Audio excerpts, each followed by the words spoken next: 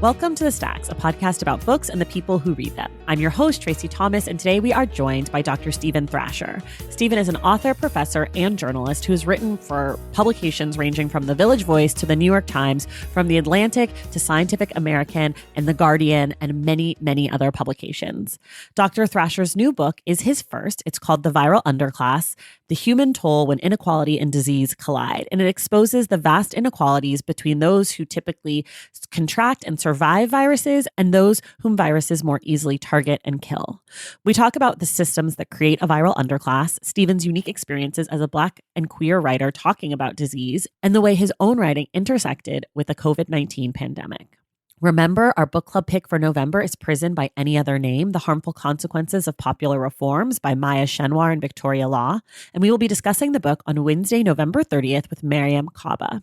Quick reminder, everything we talk about on today's episode of The Stacks can be found in the link in the show notes. It is the week of Thanksgiving, so I just want to say a huge, huge thank you to the Stacks Pack. That's our incredible community of lovers of this podcast and lovers of books and people who are willing and able to put their money behind an independent podcast that they love. I could not make this show without the Stacks Pack, and so I am forever grateful that you all allow me to put this nerdy, bookish show into the world every single week.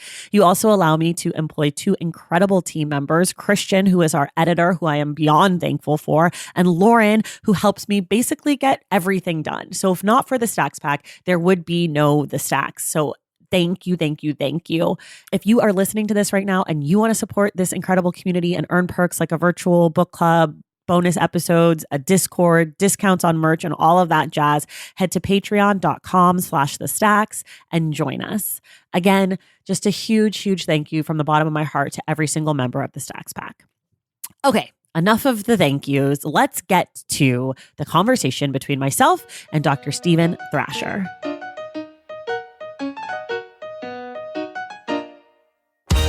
All right, everybody, welcome to The Stacks. I am really excited. Today I'm talking to author and journalist Stephen Thrasher, whose book is The Viral Underclass. If you have been listening to the show or following me on social media, you know I picked it up a few months ago and freaking loved it. So I demanded that Stephen come to The Stacks. So welcome to the podcast.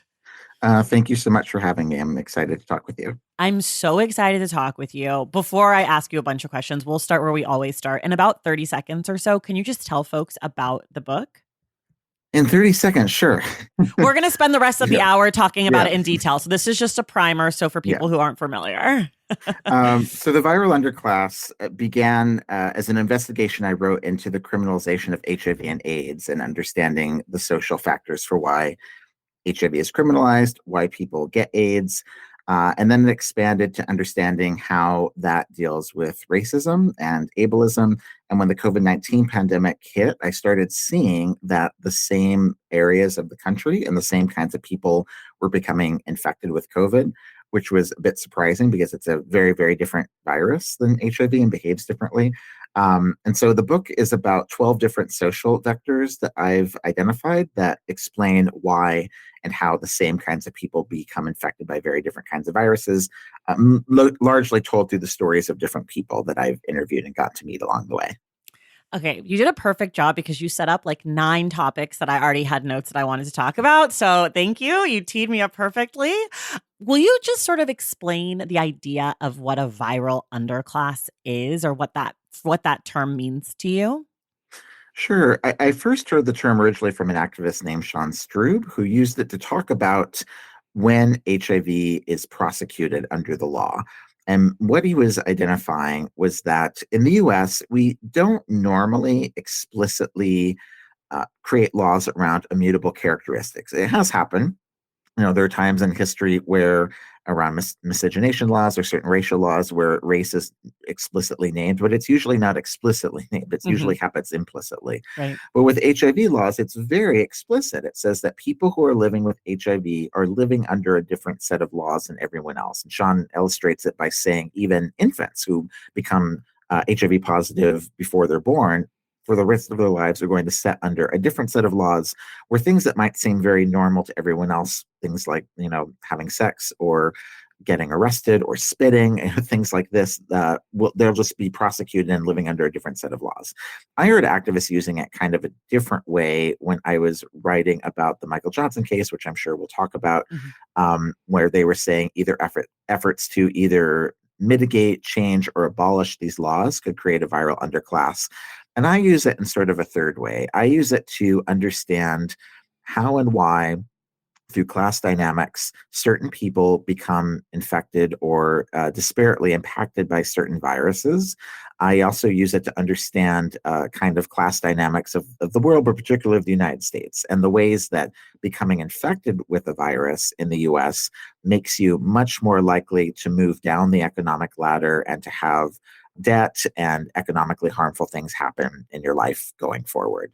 So that's kind of how I use it. I had been working with the phrase a little bit in my dissertation research around the criminalization of HIV, but then when COVID happened, I used it as an analytic to start looking at how different viruses intersect with people around the world. And in the book, I'm primarily talking about HIV and COVID, but I'm also writing a little bit about influenza and hepatitis. And since the book came out, even though it's only been out for a couple of months, I've been using it a lot to think about and process the monkeypox epidemic that's happened, particularly here in the United States.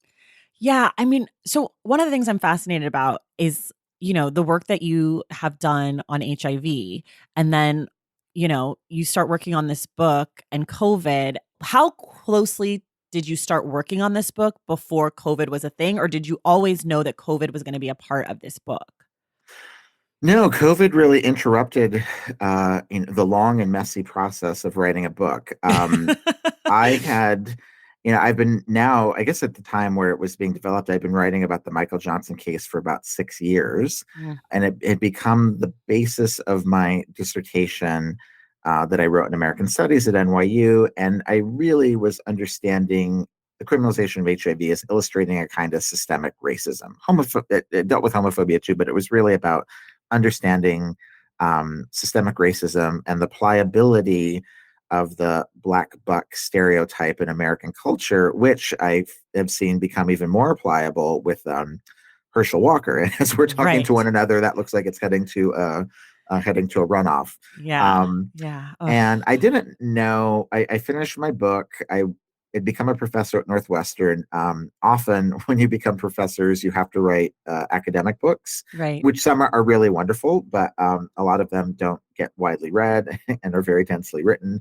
But it's part of the process to get tenure that you have to write an Right. academic book. But I found out when I arrived at Northwestern that since my home line was in the journalism school, I could actually write a trade book. Oh, So I was starting to think about what's the book going to look like? Is it really going to be a story about this court case? Is it going to be about how it interacts with the Black Lives Matter movement?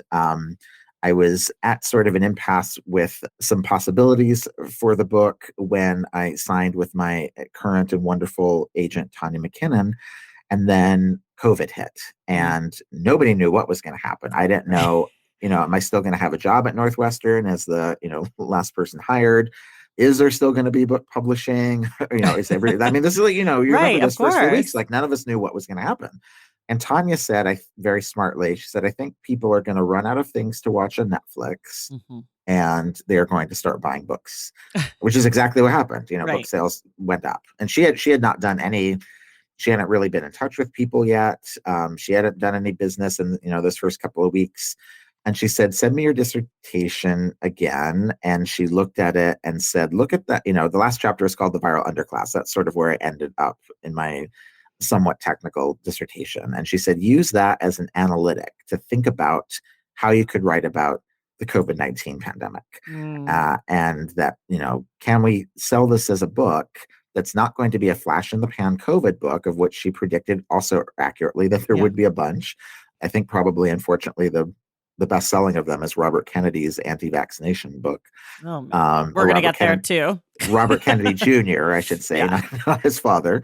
Um, and she said, think about that as a way that you could use an analytic. And so that's what I kind of did. I stepped back and said, what is it about the class dynamics and this analytic, this way of thinking that can help explain why these two very, very different viruses are wreaking havoc in a kind of predictable set of people even though their modes of transmission are very different. The time scale they happen across is very different. HIV and AIDS are very slow acting, relatively speaking.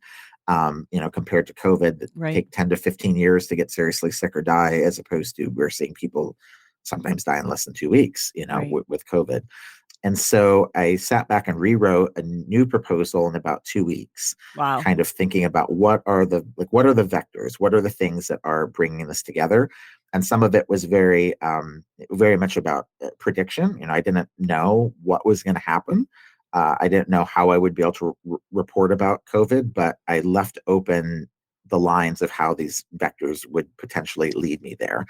And for me, it was also a bit of, I would say, personal salvation, in that I appreciate being able to write through things. And so I started writing for Scientific American a few months later, but I didn't have sort of a standing outlet at the time. And so I was very excited when, Celadon saw what the book could be, my editor and publisher, Jamie Rabe, and then gave me the resources to write this book. And I really appreciated having a way to direct my energy and to be able to try to chronicle what was happening around me. I was alive when barely, when AIDS cases started to be known in the US, but I was a child through it. And I'd written about that pandemic in a very different time. From its early years. I wrote about it after medication was available and how it was still affecting a viral underclass. But I appreciated having the ability to, in real time, be able to try to document and preserve some of what was happening. And I knew that I was going to write about it in 3 registers. I wanted it to be journalistic, somewhat scientific and scholarly, drawing on my research on HIV and AIDS, and also memoir and personal. The mix ended up being different. And I remember when you posted about it, you said you thought that the mix was a little off. And I thought that it wasn't, I thought that actually I was going to be more of a background character. But because of how personal, including the death of one of my editors, I ended up writing a lot more personally. And a lot of that was very frightening and difficult for me. But I'm really glad that I had the ability to be able to write about these things together. So that's kind of how the book came together and the map for it. It started out with like 8 vectors. It became 10, and eventually there were 12. My editors were very kind in giving me the space for that. I love the vectors. I mean, let me just read off the vectors to people just so that they know, because these are kind of like the chapters in which you frame the book. And I think to what your point, to what you were saying before, what's really interesting about how you framed it is like, for things that come later, or for the next virus or the next pandemic, this framework still holds. And like you were able to use it and go backwards too for other things that had come before HIV. And I think that that's really what is so powerful about the book, is like the framework holds, and the diseases and the viruses, they may come and hopefully go, but like that this makes sense. And so the vectors that you presented were racism, individual shame, capitalism, the law, austerity, borders, the liberal carceral state, unequal prophylaxis, ableism, speciesism, the myth of white immunity, and collective punishment. So we won't get into all of those things. I just wanted to let people understand what the vectors were. I want to go back for a second and talk about Michael Johnson, because we've mentioned him a few times. He was a young man, a college student who was HIV positive and was convicted to 2 like 30-year sentences for infecting other people with HIV. And obviously that is a criminalization of someone's sex or sexual activity. But I want to know why this story to you felt like the right center for the book, because you go back to it, throughout the book. You bring in pieces of the story throughout, from the beginning to the end. So why this story? Were there other stories that you thought that could have done that work, or was this one just like, this is it? For me, it was always, this is it. I mean, my editors, initially, I think they wanted me to consider having that role filled by Lorena Borjas, who I do try to write about, but I just didn't know her story as much. And I very much I very much credit Cicely Van Buren Friedman, one of my closest editors on the book at Celadon had a really good idea. I won't give it away, but Okay. but she had a really good way of intertwining Michael's story and Lorena's story at the end of the book, which I think works. Yeah. But for me, this was always the story. I've written about interracial sex for most of my adult life. My parents were an interracial couple. It was illegal for them to get married when they met in Nebraska.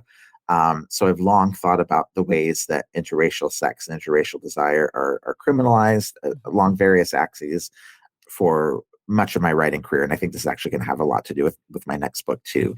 Oh. And it was through that a really wonderful editor named Mark Schuffs, who'd written about HIV for decades, I think since it was called Grid, before it had a name, was coming in to start an investigative unit at BuzzFeed News. And he came to me about this Tiger Mandingo case, as we called it early on, and as it's still called in lots of ways, that this young man whose screen name on Grindr, which was relatively new, or it was certainly new to public conversation, had used this name, Tiger Mandingo, that of course evokes lots of fears around interracial sex. Right. And that he had been arrested and accused of transmitting and exposing people to HIV. And one of the details that has survived various ways I've written about this over the years, and I think it was Mark's first observation, is that there were stories about him in Australia, like the way that he flared up in global viral news was as if he posed a menace to the health of the world. Right. And HIV at the time, like 35 to 40 million people globally were living with HIV. There's nothing about any one person that you can blame in this way, certainly not an American college student. And so from that time, Michael entrusted me to tell his story. I met with him in jail. In a very different way than he had been presented in the news. And I use sort of news in quotes because the stories are mostly just regurgitation of prosecutors' talking points. No one had interviewed anybody. But when I met him, he was not intending to give anyone HIV. He's always maintained that he told people that he was HIV positive, but certainly he was not intending to give anyone HIV. And as I learned about this, I didn't know about the subject at all, that the laws themselves are a huge barrier to HIV prevention. What we want with HIV or monkeypox or COVID or anything that's infectious, we want people to feel safe coming forward, to know that they're not going to be punished, to know that they're going to be supported. Right. This is a real ongoing problem with COVID and with monkeypox. If people know that they're going to have to stay home for 5 or 10 days and not get paid, they're if the choice is between hunger and homelessness, not paying your rent, or kind of sucking it up and trying to hide your symptoms, that's what you're going to do when you don't have economic support. We want people to feel safe coming forward. And so these laws make it difficult to do so. When he eventually got prosecuted and sentenced to, as you said, like it was originally 2 30-year sentences, the judge let him serve them concurrently so that they, would only be 30 years only or 31 30 years. The HIV prevention people I worked with in that town, had an enormously harder time getting young Black men who are most at risk for HIV tested, because if you don't know, then you're not to blame.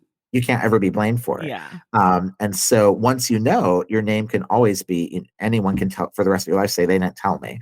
The other part of it that I found really disastrous was that there was never any actually scientific proof that in the one case that was involved that he'd actually transmitted the virus to him in the way that a murder trial. And I think that they should be thought of similarly, because his sentence was longer than the average sentence for second-degree murder in Missouri. In a murder trial, you would automatically do DNA evidence. Right. You have to know. Yeah. The equivalent here would be doing RNA sequencing. That was never done. So how it actually even transmitted is unclear. But the laws they're really stigmatizing, and they include things that exposure, where it never happened. Four of the 5 people involved with the initial round of convictions, it was just about exposure. Spitting has long been on the list of ways that people can be prosecuted. And we know that HIV doesn't move through saliva. Yeah. And while I was reporting this over the years, there was this rise of the quote unquote Blue Lives Matter laws that were supposed to protect police officers in the Black Lives Matter era. And the most insidious of them added sentencing enhancement around HIV to say that if somebody was arrested who had HIV, and a police officer, bashes their head into sidewalk and they start bleeding No. and they haven't disclosed their HIV status, they could be prosecuted with attempted murder of the police No. officer as a capital crime. Ugh. And so like these are so horrible. And just so that was the case that I started with. And I thought, I love getting to talk about craft because I don't get to do that often. There were various versions of writing the book where I thought maybe the first act of the book is about Michael. There was a completely different version of it before this one where I was really writing more about Michael Brown, who was killed in Ferguson, and Mhm. Michael Johnson. But what I finally did was create several different temporal lines. There's kind of one from early AIDS to the present over about 40 years. In some ways, I'm going before that because I'm explaining about the role of the transatlantic slave trade in a lot of matters of race and health. But the book also, I think the hardest timeline in the book is over the period of about 7 years, where I'm showing from Michael's arrest until eventually he gets out of prison and COVID begins. And that's Right. a period of about 7 years. And so I did decide that I broke the book into 4 acts, and each of the acts begins with a part of Michael's life. We see it about 2 years apart. We see him getting arrested. 2 years later, we see the trial. 2 years later, we see that his sentence gets overturned, and then finally, at the end of the book, he gets out of prison. Although we also I pair that up with what happens with Lorena Borjas and Right. show that Michael's story is a happy one. I'm very happy that he's out of prison. He's enjoying his life. He's seems we're still in touch. He seems to be a relatively happy young man, even though he lost most of his 20s in prison. Right. But he gets out. But that's really unfortunately, that's the exception, not the rule, that someone like him gets out. And so I wanted to come back to a story, a sort of a through line to think about when does racism come up? When does individual responsibility come up?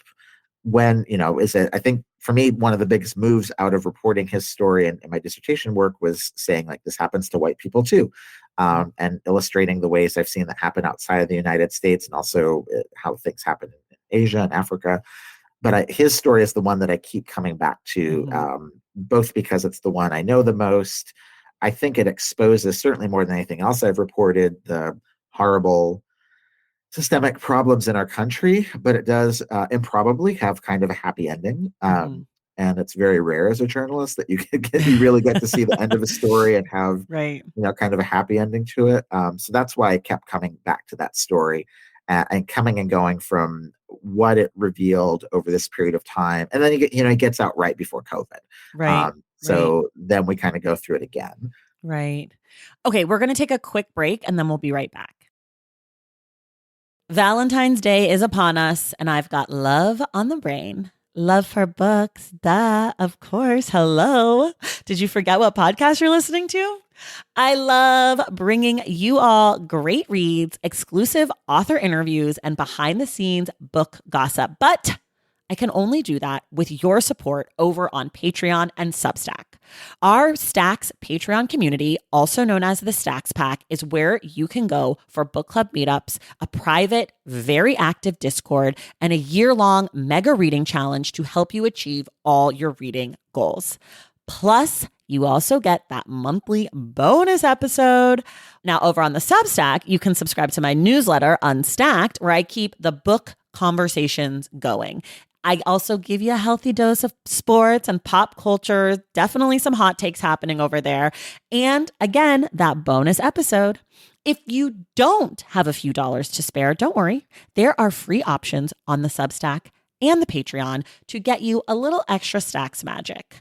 Making this podcast is a total team effort, and by supporting my Patreon and my Substack, you allow me to support my amazing team that makes the show possible every single week. So if you or your friends are looking to meet other book lovers and support this indie podcast, come hang out with me on Patreon, Substack, or both. I would love to have you. And since we're talking about love, you can gift subscriptions to the Patreon and the Substack for that special reader in your life.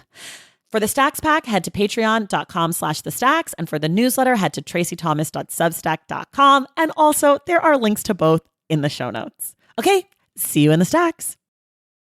All right, we're back from our break.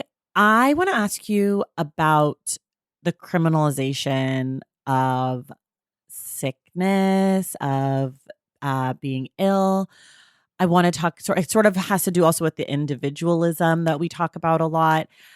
I'm curious, like, if being sick makes you a horrible, inadequate human being, whether that's with COVID or HIV or whatever, if it means that you're weak and you're bad and you failed in a lot of senses, especially with COVID, there's this feeling like if you get Right. COVID, you failed.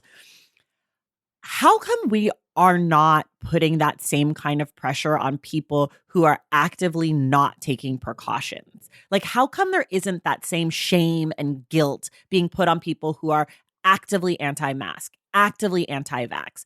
How does that make sense? Because if getting sick means that you're a failure and you're a horrible person and you should die, doesn't actively not protecting yourself lead to that? And therefore, shouldn't those people be seen on that same spectrum? Obviously, I'm being very tongue in cheek. I don't believe that if you Right. get COVID, you're I a bad understand. Yeah. person. I just want Yes. people at home to know. But like that's sort of how it's the conversation is. So I'm wondering like why the prophylaxis part of it doesn't lead you to being a terrible person, the anti-prophylaxis.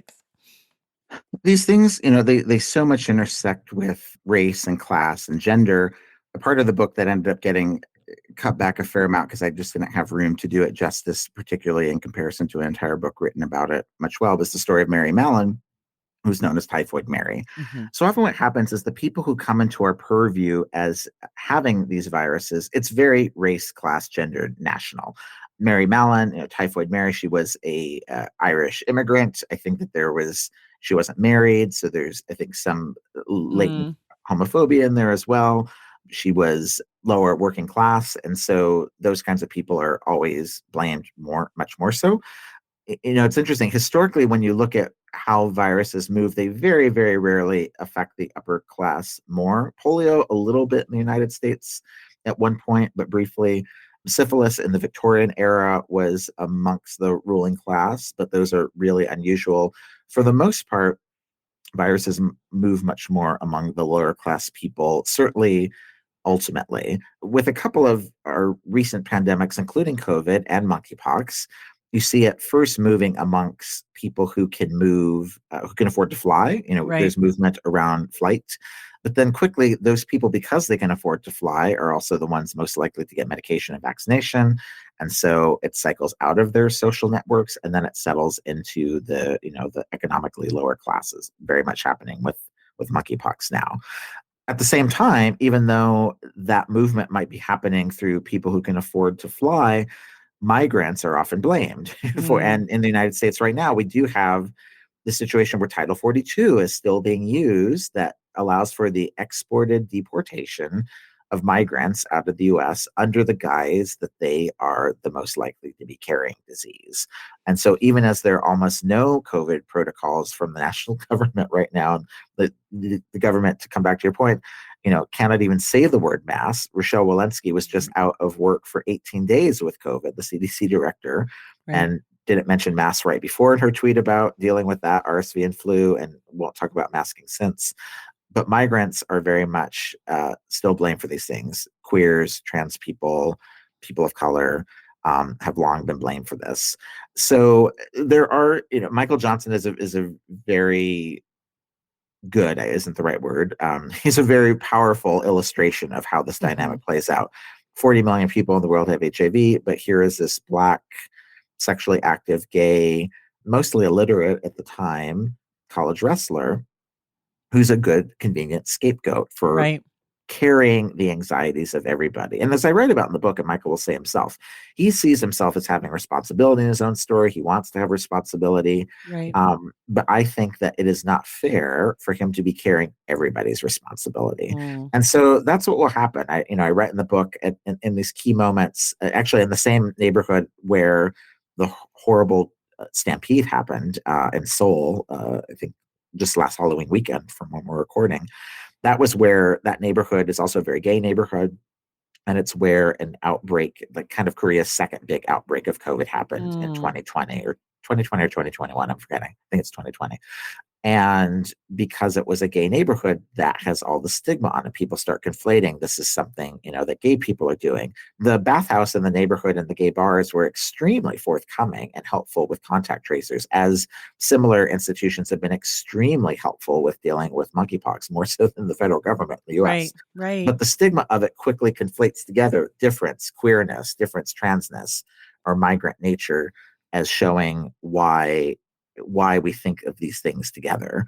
And a project I can't quite talk about yet. It's not yet public. But I've been watching a lot of movies about viruses, and I'm seeing that this is all this is such a common thing in movies that either deal with zombies or viruses, that like often migrants are the people who are seen to be bringing these viruses in. So in that way, I think that what you were asking, there are often scapegoats who are seen this way. But if somebody is powerful and anti-vax or powerful and anti-mask, they are not blamed as much. In the early days of COVID in the US, like there were these police moments where police were like writing tickets or arresting people for not wearing masks, and they're beating the shit exclusively out of Black people wherever the data was kept. Wherever the data was kept. Of course, that tracks, very on brand for them.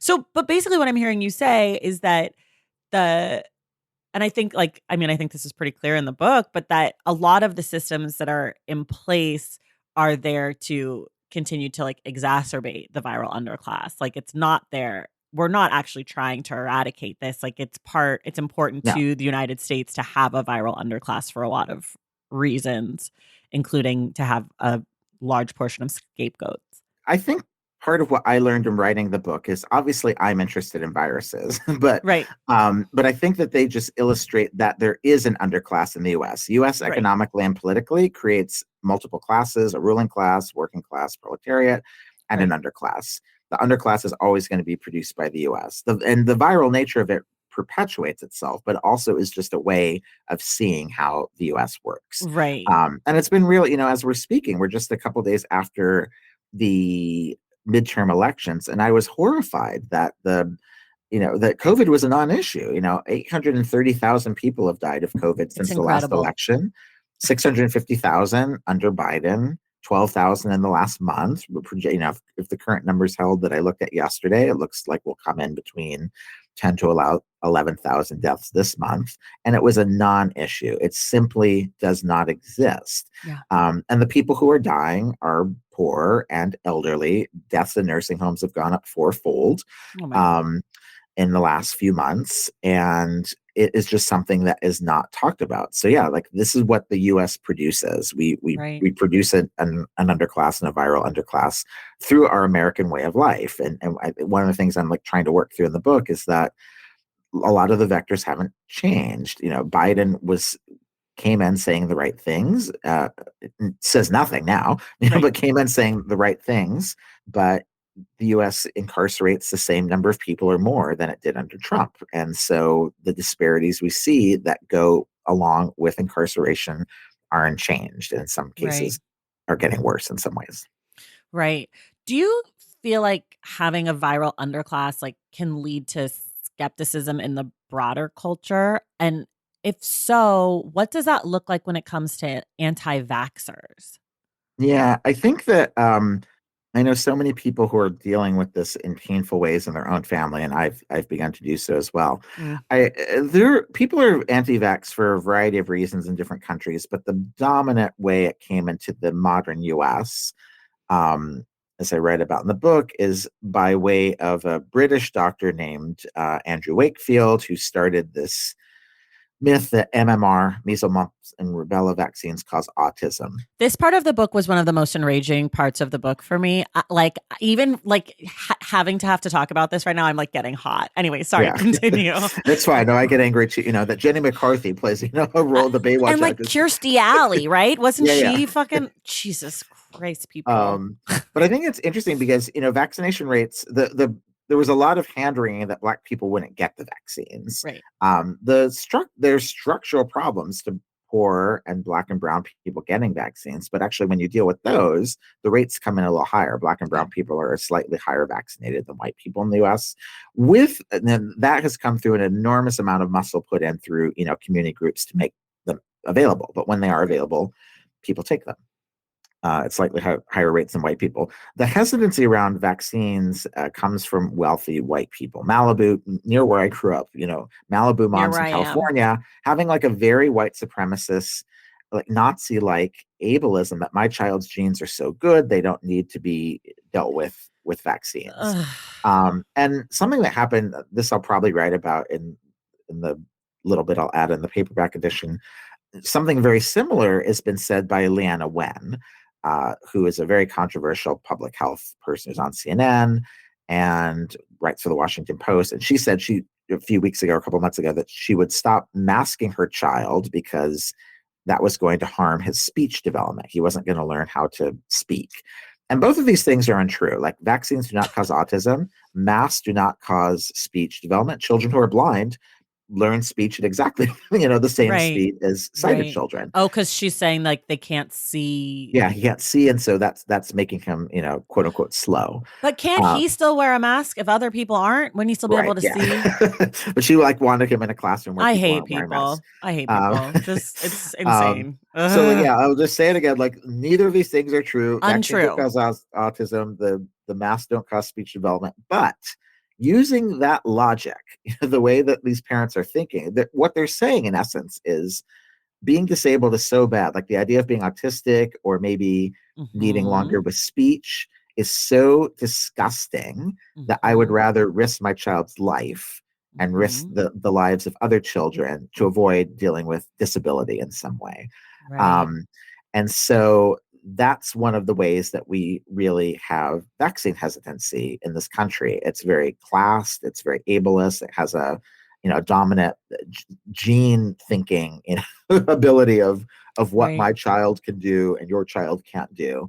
And it's really depressing. And it was also for me like one of the things that was most angering to write. And actually my editor, it wasn't in my original proposal. My editor asked me to weave into that, and I found it really angering to do so.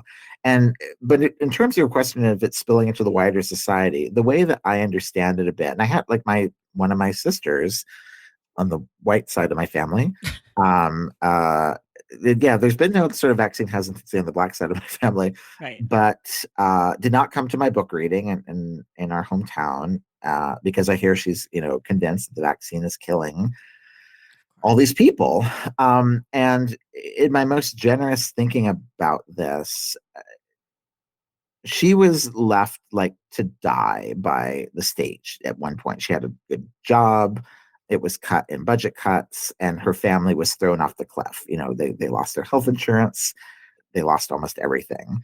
And so I do think, in my most generous attempt to be sympathetic, that if you're a person who's been involved in our fucked up healthcare system in the US, and you got cancer and the system said you're on your own, Hmm. or you lost your job and you lost your health insurance and couldn't get the mental health Hmm. care or the heart medication or insulin, or and you're told you're on your own, then when that same system comes to you and says, well, take this thing because it's going to help you, but you really should do it because you have to help everyone else. I understand people being like, screw you. Like, Right. the system left me for dead. Why should I do something that's probably not going to kill me because I see myself as being healthy? Right. And I should do this to protect other people when everyone else said, you have cancer, you're on your own. And that I think that is like a real problem of our system in the US, that they deal with other things in the UK or other countries, but they don't deal with that. Like they're not dealing with, you can go to the NHS and get your monkeypox or COVID shot. You could be hospitalized for any of these things. You're not going to walk out with a $95,000 hospital bill. Right. And so, Right. like, because the point of interaction with so many people in healthcare in the US is harm and punishment, you are punished Hmm. for getting sick, Hmm. economically and socially. That creates a real problem. And my background has not been as much international public health, but I've of course been learning a lot about it the past couple of years. And something that I found most fascinating for my colleagues is a predictor of how countries did with COVID wasn't how rich or poor they were. And in one metric, the US is the richest country in the world and the worst with COVID. The best predictor was actually what percent are countries spending on preventative medicine within the budgets that they have.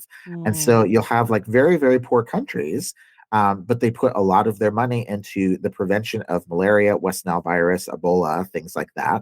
and then their populations have a ongoing for years or decades relationship with Mhm. public health people Yeah. who, if you've been like listening to somebody and we're seeing this in Uganda now, like people have been doing Ebola work for decades there, and then they're there and the infrastructure is there when there's a flare up. And if those Right. same people say to you, oh, now there's this other thing, you need to wear masks for it, people are inclined to do so. The Right. US, like, we spend almost all of our money in the emergency rooms. There's no relationship between Right. the health system and people. And we're like very much lurching from disaster to disaster. And then as now, like letting go of almost all of our infrastructure from the last disaster until the next one needs to come up. And that does create a lot of mistrust in the wider society that has a deleterious effect on the public health overall. Yeah, and I think, like, I don't wanna spend too much time on this because I have so many other questions. I'm, like, stressed out because 'cause I'm like, "I'm not gonna get to everything." But, I think what's interesting about what you're saying also, I do think has a lot to do. Well, let me backtrack. This month, we had on, Mariam Kaba to talk on the show, and then at the end of the month, she and I or the week after everyone listens to this, we're gonna be discussing a book called Prison by Any Other Name, which is all about, like, reform. And I think one of the things about, like, abolition work and, defund police, abolish police, all that stuff is that it's really connected to what you're talking about. Like the viral underclass, while like you said, the center for you is the virus part of it because that's the work that you do. The underclass part of it is really the key, right? It's like Yeah, people who don't have access to healthcare support, job security, housing, any of those things. They don't have a relationship with a doctor that yeah, they trust, that they know, that isn't just whoever's on call when they need them at the emergency room.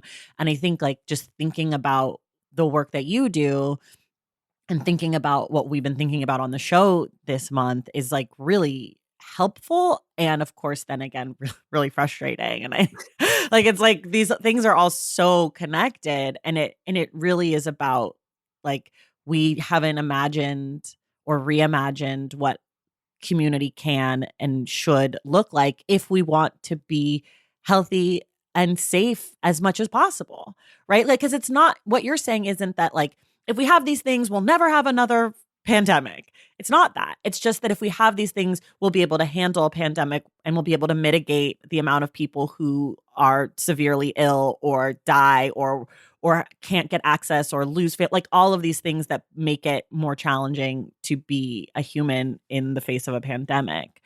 I have one more kind of question for you, and then I want to move a little bit into process stuff. How do you feel like your perspective as a Black queer man is unique to understanding the viral underclass or the work that you do? And do you feel like I mean, I don't know this to be true, but I have to imagine that, like, in a lot of sciences, it's a lot of white guys. So mhm, do you feel I don't have, like, the facts and figures, yeah. it's just an assumption, but do you Your feel like hypothesis is correct. Thank you. I also went to NYU, so I Yeah. feel like great education. Do you feel like your work is taken seriously? Do you feel appreciated? Do you feel like your perspectives are seen and heard? Or do you feel like you struggle to like stick your foot in the door and carve out space for your identities? Yeah, I would say both. It depends on the time of day or the day. Um, I think that once I understood that if 1 in 2 Black gay men are projected to become HIV positive, that just gives a very, very different orientation to this virus. That one that so many people think is not really an issue now. A good thing, I don't know if good is the right word, but a positive thing. There are a number of positive things that have come out of the COVID-19 pandemic. One of which is the general public having much more knowledge about AIDS history and how Mm, that can inform us. mhm. And to me, the politics and the culture that came out of dealing with AIDS were some of the most important of US history. And so I love Miriam's work and prison abolition and mutual care and things like that.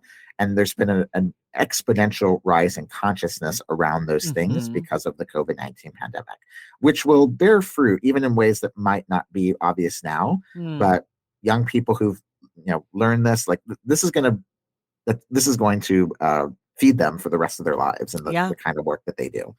And so, I think when you're somebody, I'm HIV negative, or I was the last time I tested, but when you're someone who lives in relationship with this kind of virus and understand like it happens to one out of every two of us, that Mm. not only affects you or me interpersonally, that makes me look at a case like Michael Johnson's and say, well, how can you think, like, how can you want to throw someone in prison for something that they're 50-50 odds of getting? Right.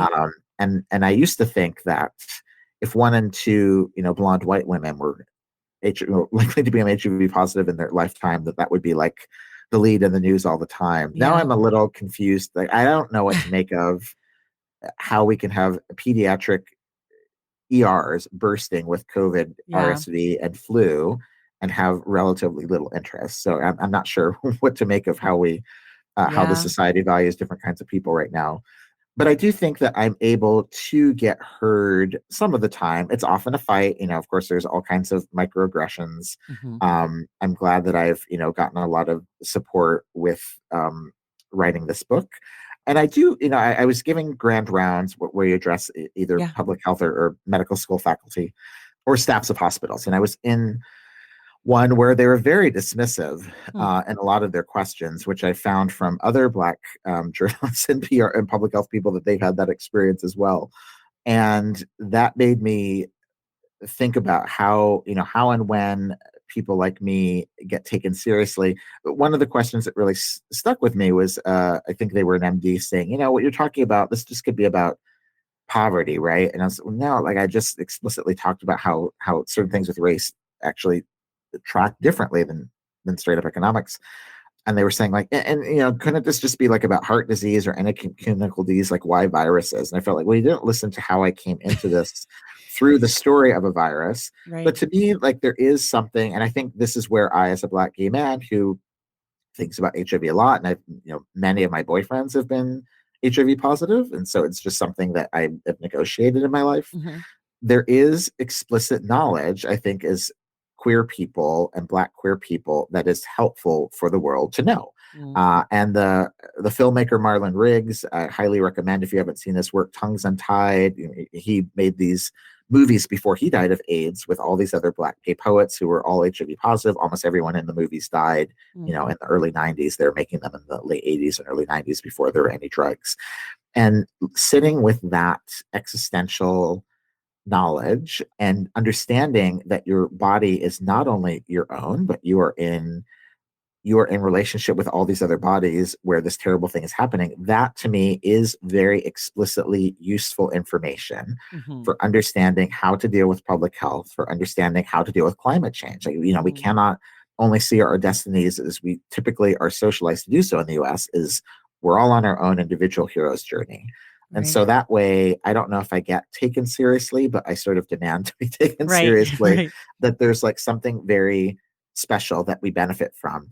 And the queer activists who did work with ACT UP and those kinds of organizations forced changes in the ways Hmm. that the FDA, the federal government, and corporations test and distribute medication, such that it saved millions or tens of millions of lives. Like, the fact that we're vaccinated Right. would not have been possible before this kind of activism happened around that saved so many people's lives. So in that way, there is something special about viruses themselves, even though they're illustrating these dynamics that friends of mine, Louise Seamster, who writes about water, Melissa Gera Grant, who writes about sex work, Zach Siegel, who writes about drug use, we're all like dealing with the same factors around racism and homophobia and capitalism through the prism of water or viruses or whatever. Right. But I think as a Black gay man, what I can bring to the table is having dealt with this seriously, intellectually, but also personally, Yeah.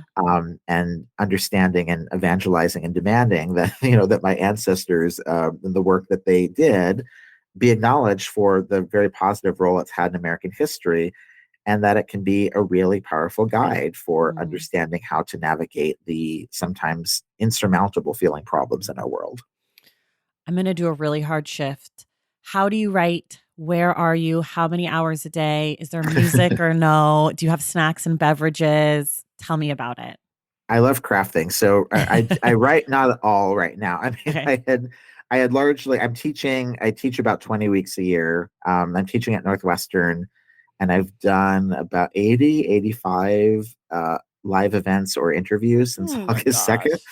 So I'm very, like, I had sort of budgeted, like, I'm just going to be Right. telling people about the book right now. I usually try to write once a month for Scientific American. I haven't even done that right now, and I'm finishing up the polishing off the stuff for my next book proposal. But I prefer to write. I think because I was a staff writer at the Village Voice for a long time, I really like to write like a job, starting in the morning and going till the evening. If I'm bothered by nothing else, as I was at certain points of the pandemic, I can write for like 12 or 14 or 16 hours a day Wow. straight. But I try to, for the most part, teach in the weeks I'm teaching, and then just write in the weeks that I'm not teaching or doing other things. I have some like funny quirks I've developed over the years. I love to write on a Mac, but Okay. then edit on a PC. Whoa. Okay. This is That goes back awesome. to my days at the Village Voice, where I would write from home on my Mac, and then I would go into the office Oh, to I edit see. on the PC. I Something that's been very hard in the pandemic is I very much like going. I don't like writing at home. I like to go to my office or to a library. Got it. So that was hard. I lived in Puerto Rico for a few months in the pandemic, and I finished writing the book there, and I got to look at the ocean while I wrote. So that was That's really nice. wonderful. But for the most part, I really like to go, and I can just like turn on my computer at 8 and force myself to have to stop for lunch, but like I can just write straight until like 6 o'clock. Do you I have don't, snacks and beverages while you're writing? yeah, I'll have like nuts and things like that, like sort of protein things. Okay. Music I can rarely listen to while I write. Hmm. I've written about Philip Glass a lot. Hmm. And so sometimes his music or Steve Reich's music for 18 musicians I can listen to, but I'll listen to that more when I'm editing. Okay. But usually when I'm writing, it's quiet. And what's a word you can never spell correctly on the first try? Most of them, but but I would say probably the one that comes to mind right now is like epidemiologically. Wow. I'm And I know always, you're writing that a lot, I so that am. sounds like a nightmare. For me, that's never coming up. I'm like, it's never happening, but I am a terrible speller, so I could never spell that. I Um, will be very like upfront that, and I tell my students this, that I was blessed to work in professional press and have copy editors. mm, And I leave a lot to them. And then I also wrote for The Guardian, where I always knew the copy would have to be changed because I could not be switching back and forth between British and American English. oh, I see.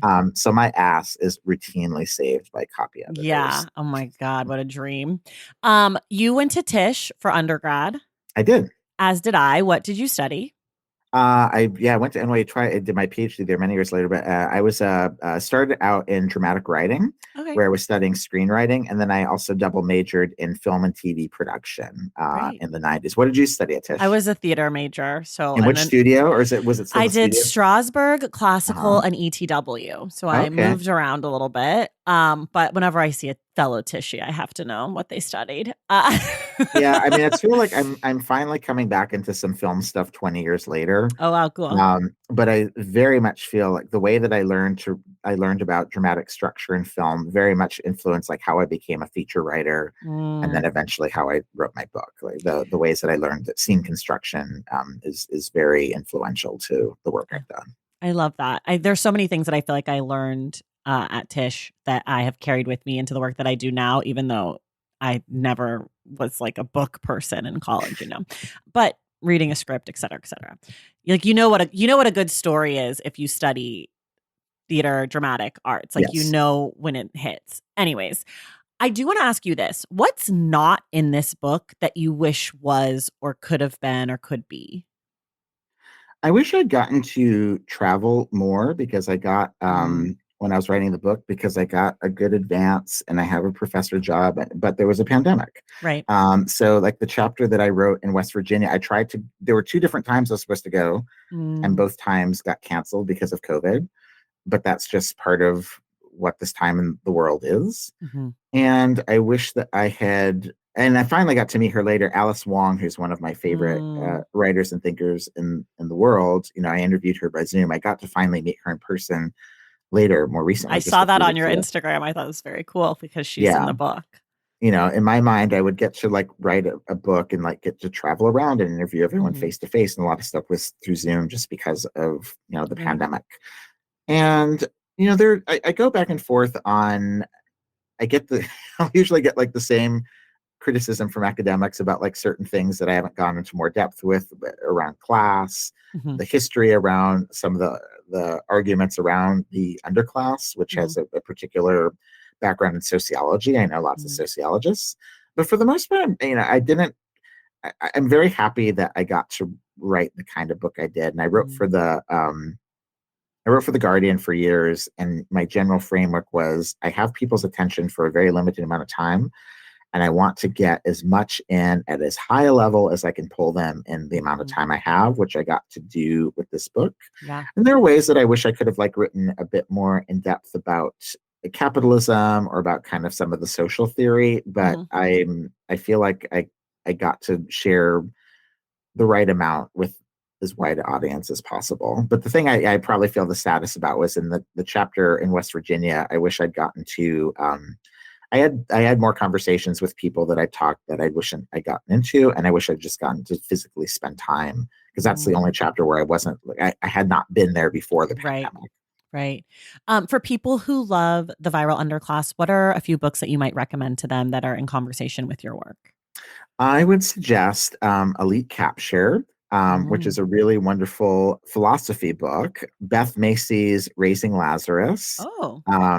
she also wrote Dope Sick, which the Hmm. Hulu series is based on. And she and I just did a convo together, and it was like being in a house on fire. We got along really great. Linda Villarosa's Under the Skin, which Okay. she's also writing a bit about West Virginia, and we've been in conversation for years. And really beautiful book about health disparities, also involving COVID and HIV, but also Black maternal mortality and infant mortality. Mm-hmm.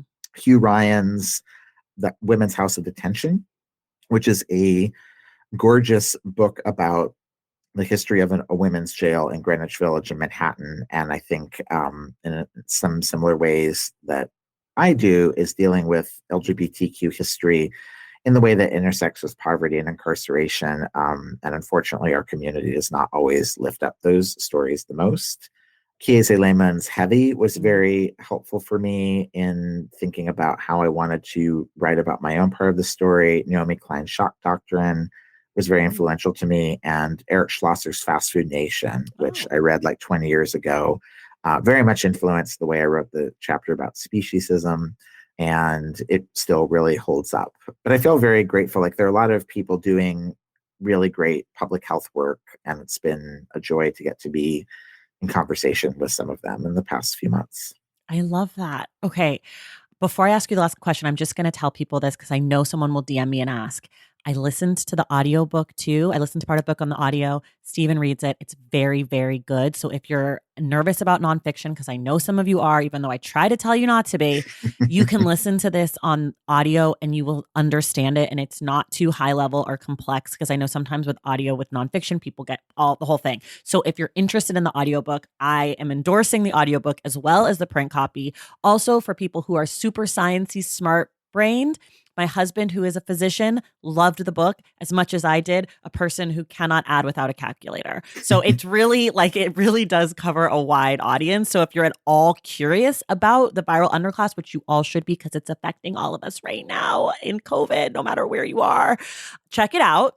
And now for my final question, if you could have one person, dead or alive, read this book, who would you want it to be? I think I would want it to be my father. Mm. He died when I was 24, and he was very much influential in my life as a writer, but he died before I ever published anything.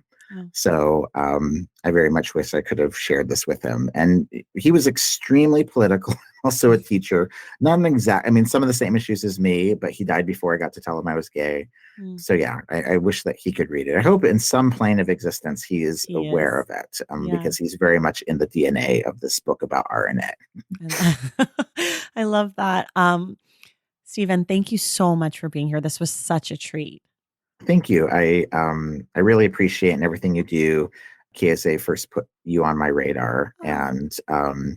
and just really appreciate what you've done, not just for my book, but your generosity and enthusiasm for all kinds of books, particularly from people of color and queer people. And you're just doing such amazing work. And the infectious quality of how excited you are for books really translates in everything you do. So thank I'm you gonna for that. cry. I'm like emotional. Thank you so much, Stephen. That's so kind of you. And everyone else, we will see you in the stacks. All right, y'all, that does it for us today. Thank you so much for listening, and thank you to Stephen Thrasher for being my guest. I'd also like to thank the entire PR team at Sell It On Books for helping to make this interview possible. The Stacks Book Club pick for November is Prison by Any Other Name by Maya Shenwar and Victoria Law. We will be discussing the book on November 30th with Mariam Kaba. Be sure to tune in. If you love the show and want inside access to it, head to patreon.com/thestacks and join the Stacks Pack. Make sure you're subscribed to The Stacks wherever you listen to your podcasts. And if you're listening through Apple Podcasts, be sure to leave us a rating and a review. For more from The Stacks, follow us on social media at The Stacks Pod on Instagram and at The Stacks Pod _ on Twitter. And check out our website, thestackspodcast.com. This episode of The Stacks was edited by Christian Duenas with production assistance from Lauren Tyree. Our graphic designer is Robin McCrite, and our theme music is from Tigirigis. The Stacks is created and produced by me, Tracy Thomas.